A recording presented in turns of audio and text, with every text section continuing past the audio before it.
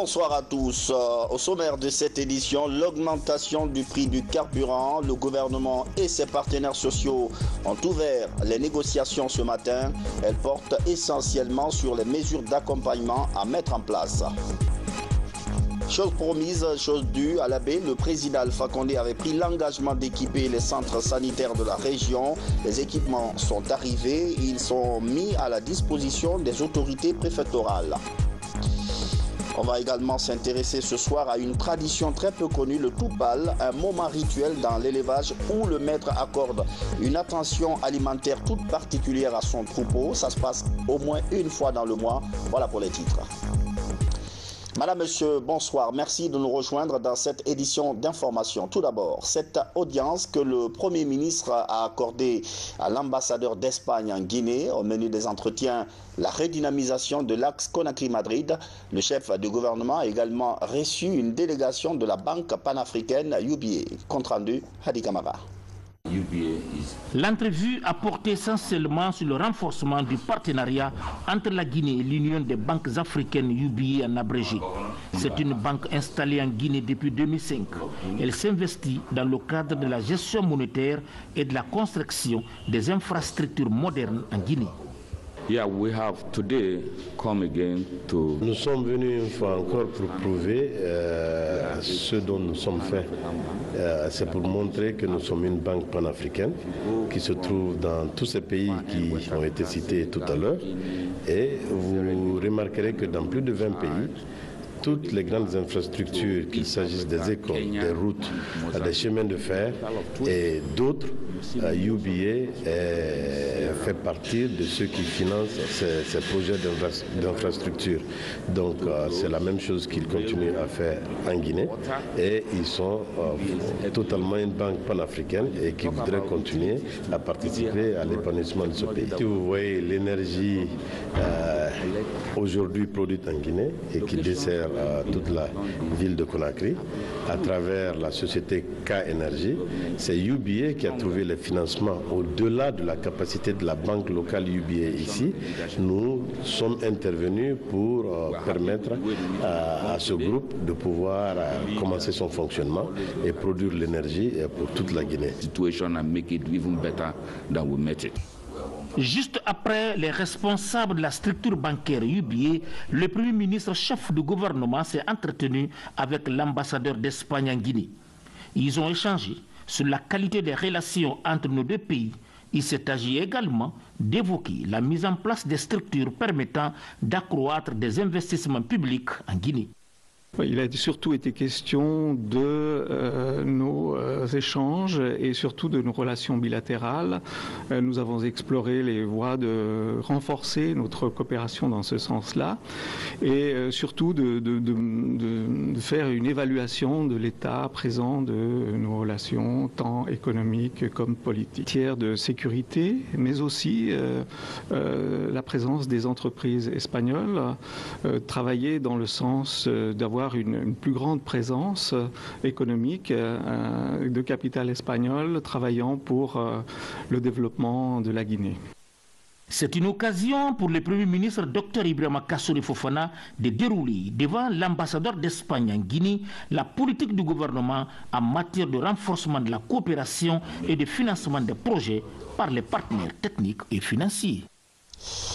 Cette note par laquelle le président de l'Assemblée nationale porte à la connaissance des honorables députés, des membres du gouvernement, des membres des institutions constitutionnelles, des partenaires techniques et financiers du peuple de Guinée, que conformément aux dispositions de la Constitution, la clôture de la première session ordinaire de l'année 2018, dite session des lois, ouvre le 5 avril 2018. Ouverte le 5 avril 2018, aura lieu demain, jeudi 5 juillet 2018, à 15h précises, à l'hémicycle du Palais du Peuple. Sont conviés à cette cérémonie de clôture le Premier ministre chef du gouvernement, le ministre d'État chargé des affaires présidentielles, ministre de la Défense nationale, les présidents des institutions constitutionnelles, le haut représentant du président de la République, les membres du gouvernement, le ministre conseiller chargé des relations avec les institutions institutions constitutionnelles, les membres du corps diplomatique et consulaire, les représentants des institutions internationales, le gouverneur de la Banque centrale, le chef d'état-major général des forces armées, le haut commandant de la gendarmerie nationale, directeur de la justice militaire, le gouverneur de la ville de Conakry, les chefs d'état-major particuliers, les directeurs généraux de la police et des douanes, les représentants des centrales syndicales, les représentants des organisations de la société civile, les représentants des confessions religieuses, les 5 maires de la ville de Conakry. Vu l'importance de cet événement, la présence de tous est vivement souhaitée. Signé le président Claude Kori-Kondiano. Augmentation du prix du carburant à la pompe. Les négociations se sont ouvertes ce matin autour des mesures d'accompagnement.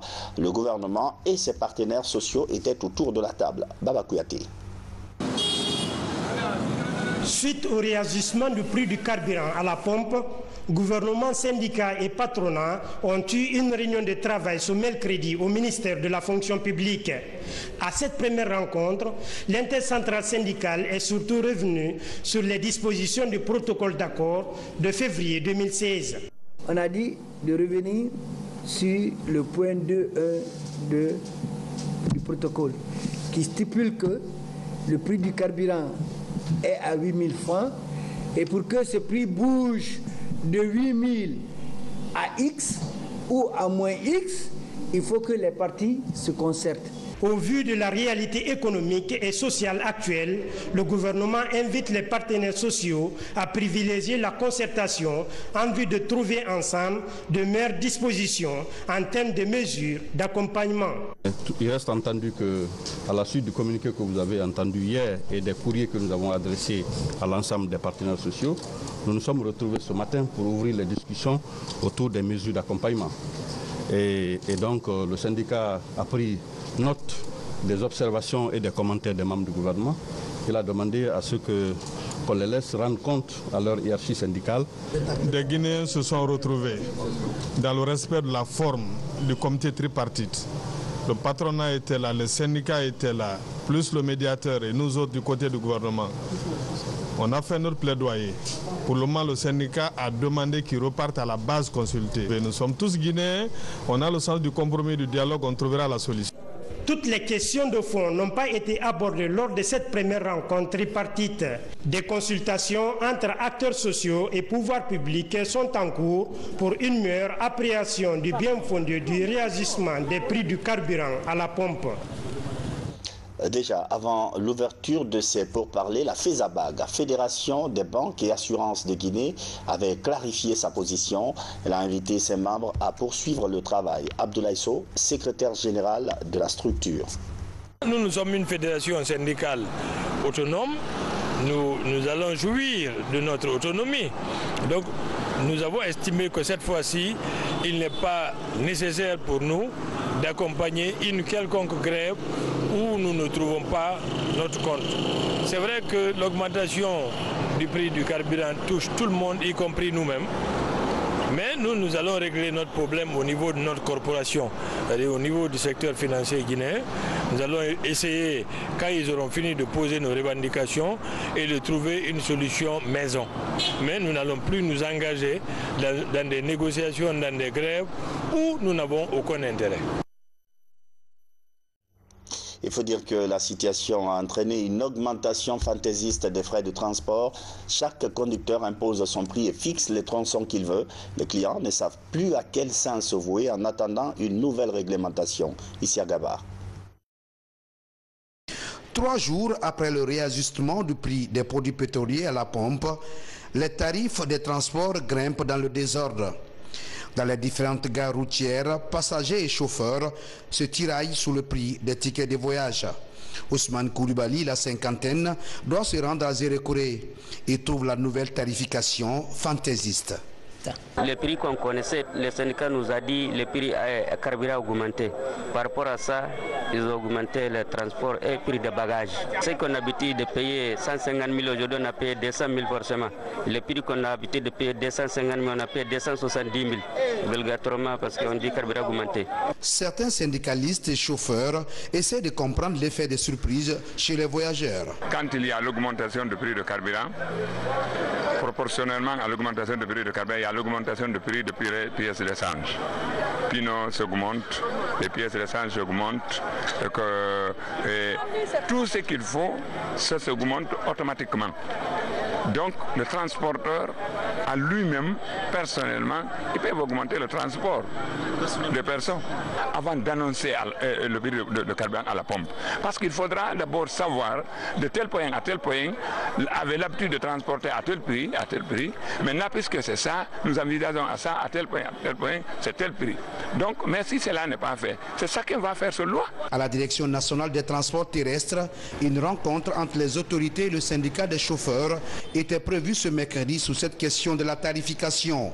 Mais toute la journée, le syndicat des transporteurs s'est fait attendre, selon le directeur national adjoint des transports. Encourager le respect des principes de redevabilité, c'est le thème d'une rencontre qui vient de se tenir à Conakry. Plusieurs cadres de l'administration ont pris part à ces travaux qui concernent exclusivement la gestion des affaires publiques dans les collectivités. L'enjeu, c'est de renforcer la gouvernance à la base. Maurice Sidibé. À l'orée de l'installation officielle, des nouveaux élus locaux, des représentants de la presse, des organisations non étatiques et des départements ministériels s'engagent à veiller au respect des principes de redevabilité et de responsabilité sociale et collective. L'effet recherché est l'amélioration de la gestion de la chose publique. L'idée de cet atelier est de présenter un cadre théorique et de discuter des nombreuses et riches expériences qui existent en Guinée sur ces thèmes-là. Et nous avons le devoir de développer le pays ensemble.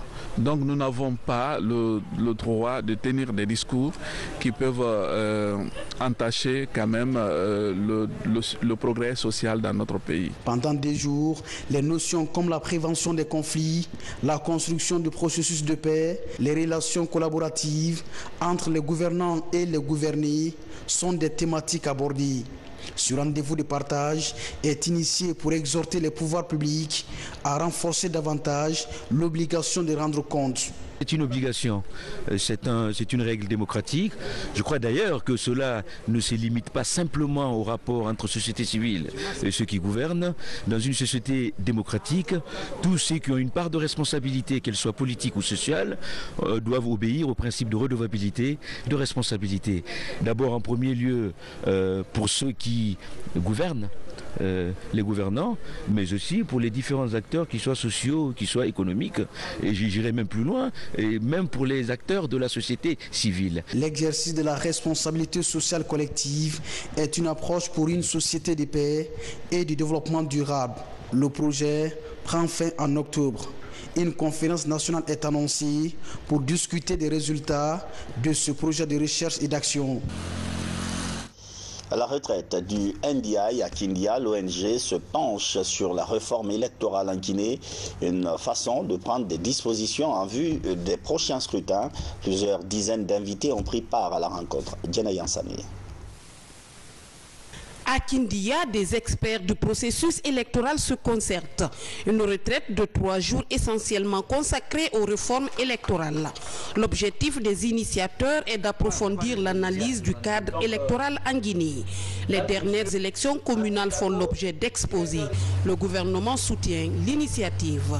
C'est que ces travaux débouchent en tout cas sur une très bonne visibilité de ce qui a marché, de ce qui n'a pas marché, et que faut-il pour qu'à l'avenir, nous puissions ne pas connaître ce que nous connaissons maintenant. J'en appelle à tout le monde afin qu'on épouse le comportement des citoyens qui veulent aller à la paix pour le bonheur de notre pays. Ici, les acteurs reviennent sur la situation des conseils communaux. Les parties prenantes guinéennes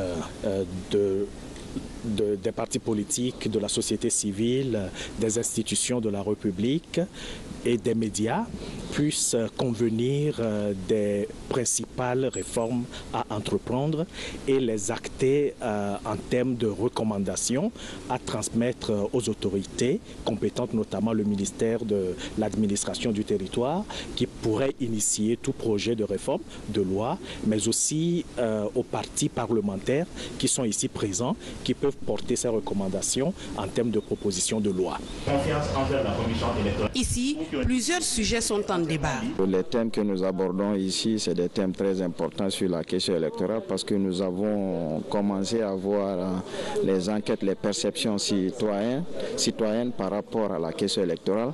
Donc c'est ce qui est extrêmement important par rapport à cette question électorale parce que ce sont les citoyens qui sont au cœur de l'événement, ce sont eux le noyau de l'élection. Après la rencontre de l'évaluation, je ferai le mieux de moi-même pour inviter tous les présidents de la région forestière pour les faire le compte rendu de ce qu'on va décider ensemble ici. Pour cette première retraite, plus de 60 cadres sont concernés. Tous viennent de la CENI, du ministère de l'Administration du Territoire et de la Décentralisation, des partis politiques, de la société civile, de la haute autorité de la communication et des médias. Nous sommes le 4 juillet, une date historique pour le peuple américain. En effet, il y a plus de 2 siècles que les États-Unis jouissent de leur souveraineté nationale. À Conakry, la célébration de cette date a permis de rappeler la solidité des liens entre nos deux pays. Safiatou Kondé. 242 ans d'indépendance, de liberté, de développement économique, culturel et social. Les États-Unis d'Amérique ont eu leur déclaration d'indépendance le 4 juillet 1776 vis-à-vis du royaume de la Grande-Bretagne. Depuis cette date, le 4 juillet ou Independence Day est une occasion pour le peuple américain de se rappeler de ce pan de l'histoire de cette grande nation. En Guinée, ses ressortissants se retrouvent pour célébrer le combat des pères fondateurs. Pendant cette commémoration, l'accent est mis sur les liens de coopération entre Conakry et Washington. Aux côtés des Guinéens depuis des décennies, les États-Unis appuient notre pays dans différents domaines à travers des institutions comme l'USAID. Le domaine de la santé reste l'un des axes prioritaires de cet appui. Et ce que j'ai noté, c'est que dans presque toutes les tendances économiques et sociales, il y avait de progrès. Il y a beaucoup qui reste à être fait, mais les tendances sont positives. Et dans ce secteur, nous, de mission américaine, nous sommes engagés particulièrement dans le secteur de santé, mais aussi en sécurité, de justice, d'éducation, de plusieurs sujets. Mais nous voyons que les Guinéens eux-mêmes, ils veulent progresser. Alors notre engagement avec le gouvernement, avec le peuple, société civile, toutes les gammes de sociétés, c'est là pour aider les Guinéens de trouver vraiment le développement et le modèle de démocratie. Tous les efforts qu'ils ont faits dans le domaine de l'éducation, dans le domaine sanitaire, nous permettent aujourd'hui de passer ce gouvernement à l'étape supérieure, à essayer d'améliorer encore mieux les conditions de vie des populations. Je crois, comme M. l'ambassadeur a si bien dit, il est arrivé à un moment donné où la crise Ebola était énorme. Imaginez, maintenant nous envoyons des experts en RDC pour les appuyer dans leur propre lutte, ce qui est absolument remarquable. Aujourd'hui, 4 juillet 2018, les Américains vivant en Guinée célèbrent leur fête nationale autour d'un cocktail offert à cette occasion. Une promesse du président Alpha Condé qui se concrétise à l'Abbé. Lors de son passage récent dans la région, il avait émis la volonté d'équiper les structures sanitaires. C'est fait. Un important lot d'équipements est arrivé à l'Abbé et remis aux autorités régionales. Sarabdine Diallo, Alpha Baldé. Promis il y a environ une semaine aux structures sanitaires de l'Abbé, l'engagement du chef de l'État se concrétise quelques jours après son départ de la cité de Karamoko Alpha. Ces camions de la pharmacie centrale de Guinée en provenance de Conakry contiennent des kits médicaux et autres équipements essentiels pour le bon fonctionnement des structures de santé. Ce don du chef de l'État vient renforcer les efforts continus de qualification des prestations au sein des centres médicaux. Nous apprécions à double volet la portée de cet événement. Le chef de l'État a séjourné à l'Abbé pendant 72 heures dans la région parce qu'il a fréquenté au moins 10 localités de cette région. Il est parti il y a moins d'une semaine. Nous recevons du matériel et des équipements sanitaires. Comme pour dire, ma priorité, et c'est ce que j'ai constaté, c'est qu'il y a des besoins énormes d'accompagner d'abord les structures sanitaires pour que j'ai une population active, en bonne santé. Pour les responsables des structures bénéficiaires, ces équipements et produits médicaux permettront au personnel de travailler confortablement et favoriser un accès à des traitements plus adéquats en luttant efficacement contre certaines maladies en cette période de grande pluie. Une occasion pour moi pour remercier encore une fois le président de la République et son gouvernement et le ministère de la Santé pour tous les efforts qu'ils ne cessent de déployer pour nos populations. De nombreuses réformes sont en cours pour l'amélioration du système de santé en Guinée. Un combat de longue haleine que le président de la République et son gouvernement comptent remporter. Santé toujours, un centre d'imagerie médicale à la clinique internationale Bel Air. L'idée, c'est de poser des diagnostics précis permettant de faciliter le traitement des patients. Adia Toubari. Un centre d'imagerie médicale pour réduire les évacuations sanitaires en Guinée. La clinique internationale Bel Air fait de cette ambition une réalité avec l'installation des appareils médicaux de dernière génération. Il s'agit d'un scanner de 16 barrettes, une radio numérique, des défibrillateurs automatiques pour la réanimation, un électroencéphalographe spécialiste dans le diagnostic des problèmes neurologiques. Ensuite, nous avons le centre d'investigation cardiologique. Là, nous avons le test d'effort, on appelle ça la bicyclette ergométrique.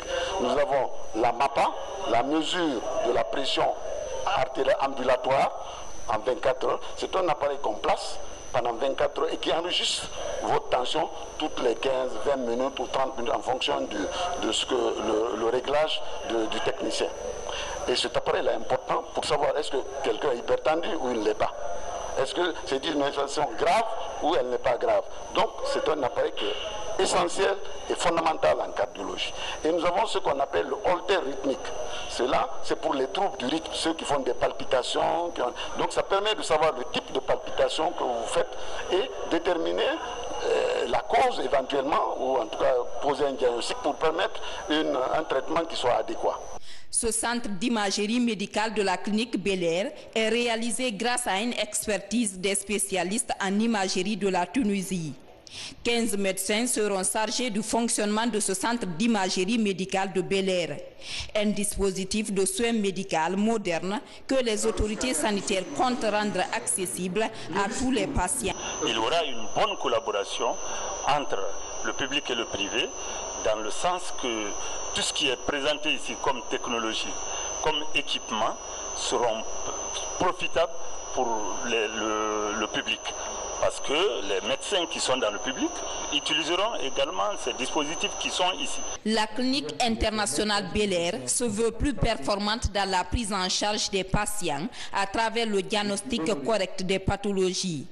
La structure envisage bientôt la mise à disposition de l'IRM, l'imagerie par résonance magnétique pour des examens de radiologie plus qualifiés. Le catégorisme pour déboucher les artères et minimiser considérablement les risques d'AVC est aussi attendu dans les prochains jours. Religion H 2018, le départ du premier convoi est attendu dans les prochains jours, mais en attendant, les autorités islamiques du pays continuent de peaufiner les préparatifs pour éviter d'éventuels dysfonctionnements. Problématique principale, l'hébergement. Aboubakar Djabi. Pour une organisation réussie du convoyage des pèlerins en terre sainte de l'islam cette année, le secrétariat général aux affaires religieuses et ses partenaires de terrain échangent sur des options opérationnelles efficaces. Cette séance de travail est l'occasion pour les leaders religieux de s'assurer que de meilleures dispositions sont prises pour faciliter les opérations de pèlerinage cette année. On est content, on a appris et tout le monde est content parce qu'il y a eu une bonne information qu'on a appris. Et Inch'Allah, si ça tient comme ça, vraiment, tout le monde va être content cette année. Logement, le manger, tout ça là, il a tout prévu. À notre niveau, les agences sont en train de finaliser les dispositions. Et en ce qui concerne les inscriptions des pèlerins, leur enregistrement, et la confection de leur passeport et tout ce qui est nécessaire pour que les pèlerins puissent aller à temps. Les volets sécurité, santé, transport et finances seront revus pendant le Hajj 2018. 15 agences privées de voyage participent aux opérations. À leur attention, le secrétaire général des affaires religieuses, Ali Jamal Bangoura, a souligné. Nous sommes en rentrée d'une mission de préparatif de pèlerinage au lieu saint de l'islam. Là où on avait procédé à la signature des différents contrats relatifs au logement et restauration et transport terrestre et l'activation de notre compte auprès de Banque Saoudi Française pour nous permettre d'évoluer et de suivre l'obtention de visa pour permettre à nos pèlerins de se rendre à temps au lieu saint de l'islam. Plus de 7000 pèlerins guinéens vont... Environnement, le sol, le cours d'eau. Le Niger, à l'image de tous les autres pays présents ici, est parti à la Convention. Le Niger a signé et ratifié la Convention de Stockholm, respectivement en 2001 et 2006. Nous avons élaboré notre premier PNM en 2014. Le PNM validé est axé sur certaines priorités. Donc, parmi ces priorités, il y a la destruction et l'élimination écologiquement rationnelle des PCB, les polluants organiques persistants. Donc, ce qui nous a permis d'adhérer à un autre projet sous-régional. La mise en œuvre de la Convention de Stockholm s'inscrit parmi les grands enjeux de la protection de l'environnement.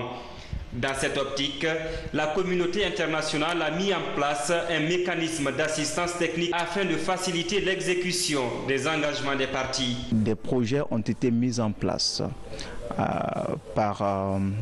avec le soutien du Fonds pour l'environnement mondial et des agences spécialisées comme l'ONUDI pour accompagner les États dans la préparation et la mise en œuvre de leur plan d'action pour le respect de leurs engagements. Ces 3 jours d'activité ont permis aux participants à cette 6e réunion du comité de pilotage de la Convention de Stockholm de renforcer les capacités des États bénéficiaires. En marge des travaux de réflexion, des visites sont aussi organisées sur l'unité de tri des déchets plastiques de Dar es Salaam, puis à l'usine de transformation des déchets plastiques en divers articles ménagers à Koya. Ce projet pilote, mis en place en Guinée, a impacté l'emploi des jeunes et la protection de l'environnement. Voici une tradition pas très connue, on l'appelle Toupal. C'est un festin que certains éleveurs organisent par mois pour leurs troupeaux. Les bêtes, à cette occasion, ont droit à une variété alimentaire de qualité. Comment tout cela s'organise? Reportage Ousmane Ba.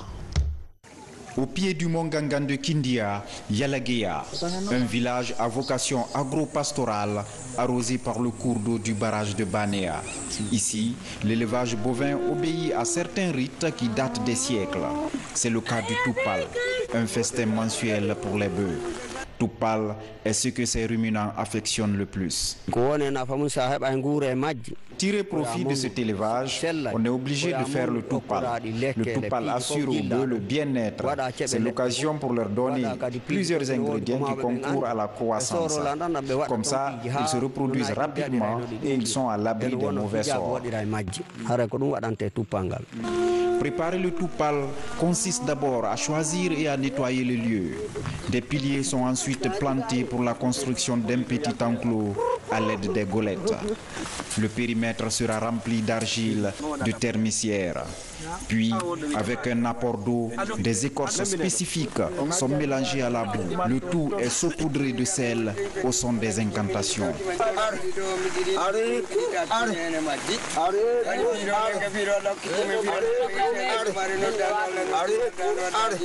L'opération se fait loin des bœufs. Pour faire le Toupal, on apporte des golettes, des piliers au nombre de 25 si le troupeau est grand, 19 s'il est moins et 13 si les bœufs ne sont pas nombreux. Puis on apporte des écorces, de l'argile et du sel qu'on mélange pour donner aux bœufs. Une fois le repas prêt, l'éleveur annonce la nouvelle au cheptel. L'alerte est aussitôt suivie par une course folle vers le Toupal. Bien évidemment, les plus agiles arrivent les premiers.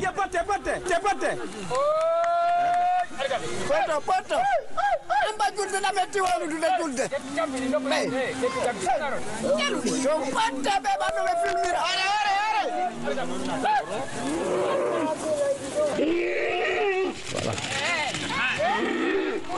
L'activité est couronnée par de nouvelles incantations.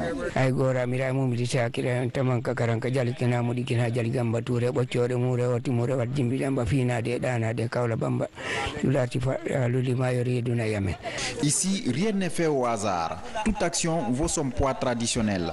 L'élevage extensif traditionnel est un héritage qui comporte des rites qui se pratiquent depuis la nuit des temps.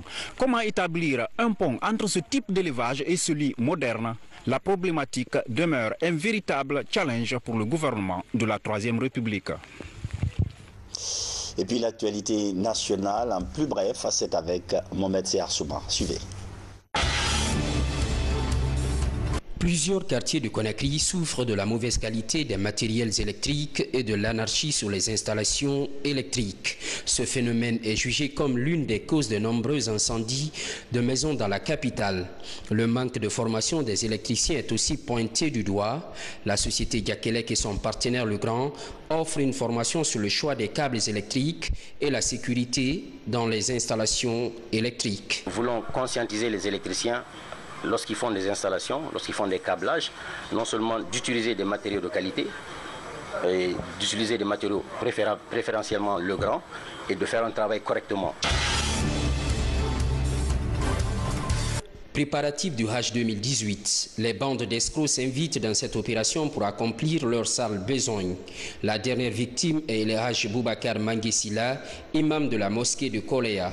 Il a été arnaqué d'une somme d'argent équivalent au prix de 5 passeports biométriques.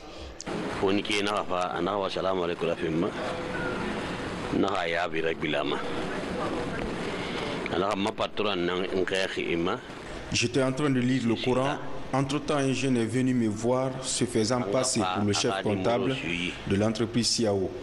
Il m'a donné un numéro qui appartient au patron de cette entreprise qui a souhaité amener cette personne de ma mosquée cette année à la Mecque.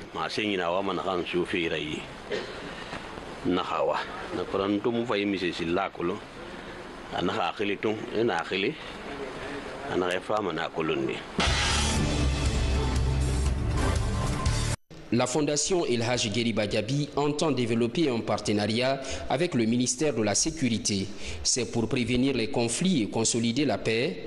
Les échanges ont également porté sur les mesures envisagées pour une sécurisation effective des personnes et de leurs biens dans le pays. Nous devons tout faire que les Guinéens se donnent la main, se pardonnent du cœur. Se pardonnent du cœur.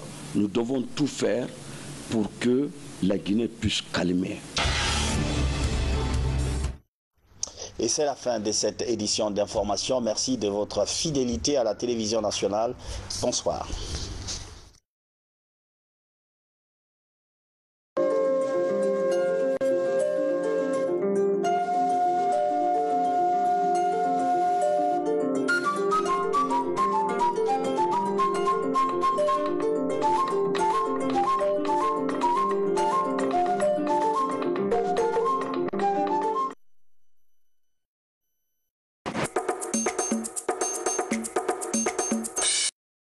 Depuis 48 heures, le litre de carburant est passé de 8 000 à 10 000 francs guinéens le litre à la pompe. Une augmentation de 2 000 francs qui défraie la chronique dans la cité.